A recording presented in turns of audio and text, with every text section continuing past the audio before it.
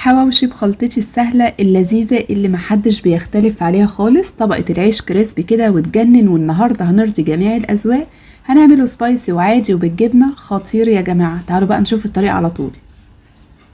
عندي هنا نص كيلو لحمة مفرومة، هفرم عليهم 3 بصلات وكمان قرن فلفل احمر واصفر واخضر وفصين توم، نفرمهم ناعم جدا وننزل عليهم باللحمة على طول، نعجنهم كويس وبعد كده ابهرهم ملح فلفل اسود ال7 بهارات، نقلبهم كويس جدا ونبدأ نفتح العيش ونفرد فيه اللحمة بالشكل ده. ونيجي بقى للسبايسي، قرن فلفل كده حامي وعليهم معلقة شطة، ونحشي العيش تاني وندهن العيش كله بمعلقة سمنة وعليها معلقة زيت، وبعد كده هندخلها الفرن. وكمان نقدر نحط عليهم جبنة لو حابين. انا هنا عملت كده كام رغيف بالجبنة الموتزاريلا وبيطلع حلو جدا. بندخله الفرن على طول وبنفضل نقلبه كل ما بياخد وش من الناحية التانية. وبس كده، بألف هنا وشفا.